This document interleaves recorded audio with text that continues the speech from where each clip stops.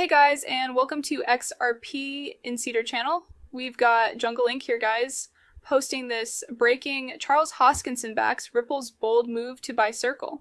Now, if you guys didn't catch this morning's video, I will link it up here in the top right and corner.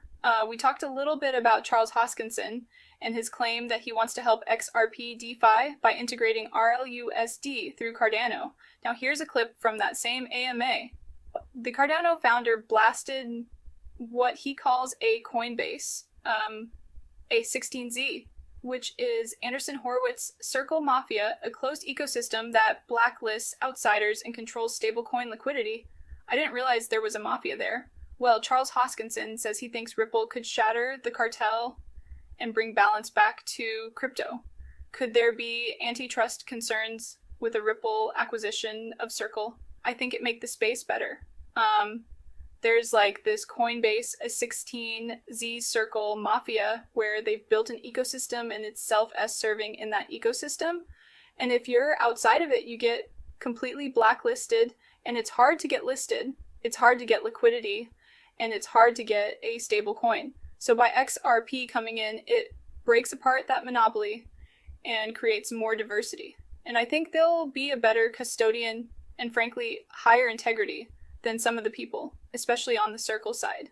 So more integrity. It would actually benefit more people on the Circle side. We know Ripple did recently put in an offer to purchase Circle. And I did a video on that about a month ago. Now, I guess 3-4 weeks ago. I don't know. I'll link that up here in the top right and corner if you guys didn't catch that. So I'm thinking that offer is probably still on the table. And, if Ripple did go through these negotiations and did purchase Circle, I think, the ecosystem could look a lot different, especially, for stablecoins specifically. Ripple already has the RLUSD, and if they did purchase Circle, there's been theories, I guess maybe my theories too, of what the stablecoin would look like. Would they roll Circle into their RLUSD? Would they just own both and keep them separately branded? I mean, I guess there would be pros and cons to both of them, but it's interesting to see Ripple making that move. And obviously, if they took Circle out, would this mafia, and I put that in quotes, as per Charles Hoskinson, would it continue to exist, or would it break up and democratize the landscape? So interesting clip here. Wanted to thank Jungle for posting that. Now guys, Ripple's RLUSD stable coin could become a major US synthetic CBDC. Again, if you didn't catch this morning's video, I do suggest you watch it. We talked a little bit about stable coins. We talked about the difference between what's happening in Europe and what's happening in the United States and the reasons for that. I talked about that briefly at the top. Ripple's RLUSD stablecoin is positioned to operate as a US synthetic CBDC by using a structure where private digital money is fully backed by central bank reserves and settles through existing Federal Reserve systems.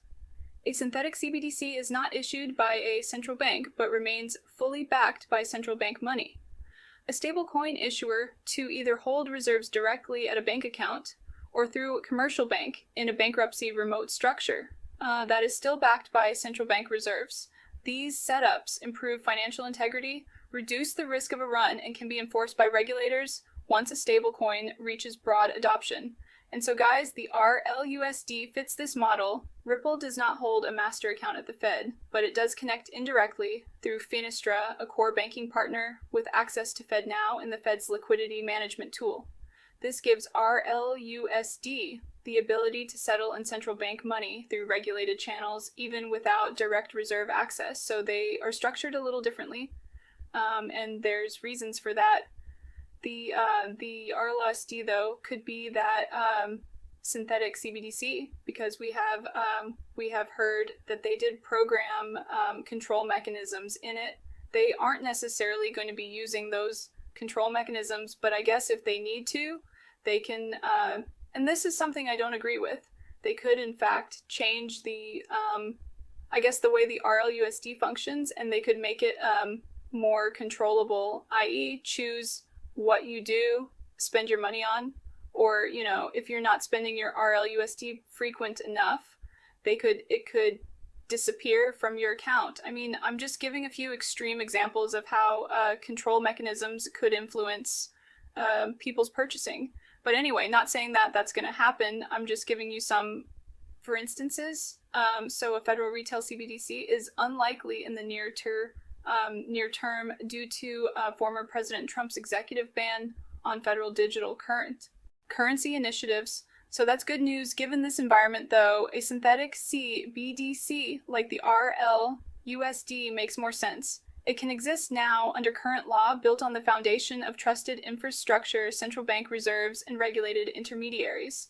And so there's some documentation to this. Smoke did post this. So synthetic CBDC, considered synthetic CBDC by definition. I don't like the term CBDC though.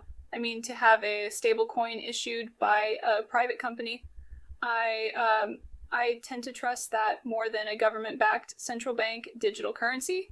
But here we have a synthetic CBDC development, as discussed. If a stablecoin has gained significant adoption, then that jurisdiction may want to take steps to counter the risk posed by the dominant stablecoin system that require that it fully is backed by reserves directly with the central bank, or a synthetic CBDC. Undoubtedly, the stablecoin issuer would play important roles in this scheme, including but not limited to its pre-existing functions.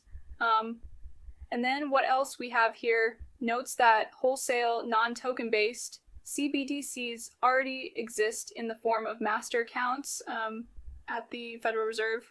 So there's also that. So anyway, I guess there are many different, ways we can look at this. Fortunately for us, though, at this moment in time at least, President Donald Trump has said no to CBDCs, yes to stablecoin legislation. I think that is probably, at least as of now, the best way to go about it. John Squire also posting this. Okay, showing up matters. Lauren Belev, Ripple's global co-head of policy, has explained why engaging directly with policymakers and regulators is essential for shaping the future of crypto. This has always been the case. Ripple has been the poster child for this, I think, to some degree. Anyway, this is the crypto in 1 minute segment that Ripple does post every now and then. Listen to this.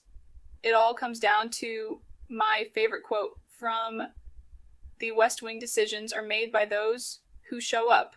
And in 2024, Ripple showed up. It was the Biden administration, and we were under Gary Gensler's reign of terror, where he issued over 100 different enforcement actions across the crypto industry. That is not regular order. So Ripple decided to really invest its time and energy in the political process, working tirelessly to educate bipartisan members on our technology and our work around consumer protection. We went to the DNC, we invested into the RNC, and we participated throughout the campaign cycle.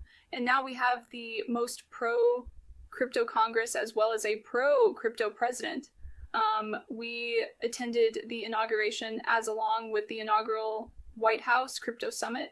We are working with Congress as it puts pen to paper on bipartisan legislation that will define the next 100 years of our industry, and we are excited about all the potential that there is to come. Boom. How is that? I mean, no surprise here, really. We know Ripple has been working tirelessly for this to occur, even though I know Democrats are still being very resistant to some degree. I think they are pushing for a CBDC versus a stablecoin. But, guys, it's been many, many years of fighting, and I don't think it's going to happen, especially not under President Donald Trump. So wanted to thank John Squire for that. Smoke, of course, and Jungle Inc. for those. Now, Wrath of Conarin did also post this. The KFH, okay, they are a confirmed Ripple partner. They just recently mentioned Ripple in this quarter 1/2025 report. Again, it's a lengthy report, 22 pages. I will link it in the description if you guys are interested. But I just wanted to highlight this point here that Wrath of Conan does point out. Okay, so KFH is considering to benefit from main fintech global trends. So they are already looking at this money transfers, insurance savings, and investment, borrowing, financial planning, and blockchain technology. And they mentioned Ripple as that example. And just to give you guys a bit of a background here, KFH, or the Kuwait Financial House, is a leading Islamic financial institution. Remember guys, XRP is Sharia compliant.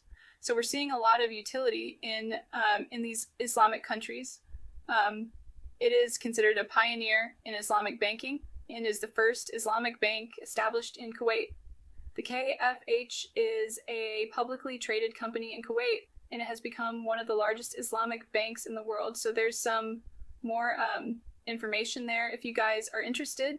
Again, I link all this information in the description of the video, and here they are. They've been partnered with Ripple for quite some time, and they mentioned Ripple specifically in this example. So another great find here from the Wrath Economy. I wanted to thank him for pointing that out. We also have Ripple partner Nubank, guys. Their subsidiary New Columbia introduces an initiative for achieving savings goals and financial targets. Nubank was one of those recent Ripple partners. They just presented an initiative aimed to empower Colombians to turn dreams into savings goals and achieve their financial objectives. New customers will get a boost that allows them to open a money box with a balance of 10,000 Colombian pesos in their account. In total, the company will distribute up to 21 billion pesos to Colombians in different phases of this initiative. Quinte and its money boxes entered the market approximately a year ago to transform the way Colombians manage their finance, save, and conduct transactions. And recent figures showed they highlighted 30% growth in deposits in the last quarter, reaching about 1.8 billion in a presence of 100% of the country's departments. So 100%, every single department did see some activity there. As explained in the update from Nubank, this project is not only an initiative to save, but also to create healthy financial habits.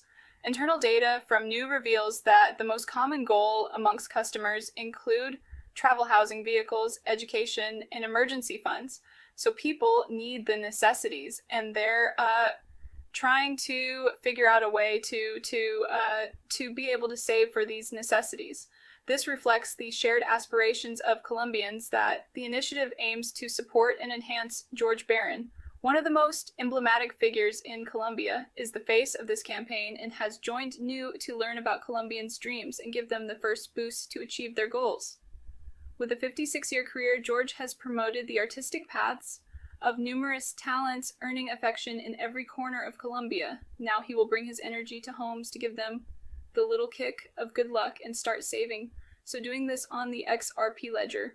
One of the more recent customers of Ripple, or recent partners of Ripple, I guess I should say, this is Nubank, and how they are helping Colombians achieve their savings goals. So these banking partnerships obviously are helping local communities in terms of growing in the spirit of becoming wealthier. Well, Andrew's here. Guys posting this, there's a reason why stablecoins will not replace the role of XRP. So if you guys are still thinking, or if you've heard that maybe stablecoins are going to, cannibalize the concept of XRP, we've heard it many times from many different Ripple executives, but I know some people just don't want to listen. Some people just don't believe it. But guys, it's actually written up in a letter to the Australian government, and it was written up back in 2023. This is critical information.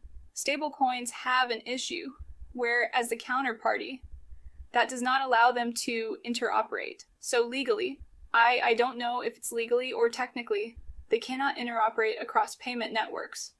The original vision that the creators of XRP and the Ripple company have held since the very early days, that has not changed, is that XRP would serve the role as the bridge asset between all sorts of payment networks, as well as all different parts of the financial system. Whether you need to settle a sale of a stock or whatever, XRP could serve as that bridge asset, and stablecoins have an issuer as that counterparty that does not allow them to do that.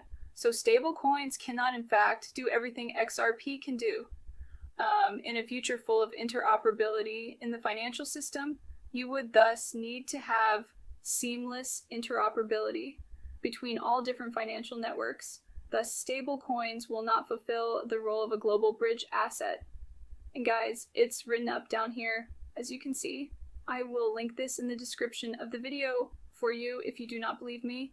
And Andrew did also post the link here from treasury.gov.au. So, according to Australian government, at least this is what they wrote about XRP being fundamental to this financial structure, and the fact that stablecoins cannot change that. So again, more information here, I guess, to suggest that stablecoins are just part of the financial system, but XRP is going to be the lubricant. So, wanted to thank Anders for that.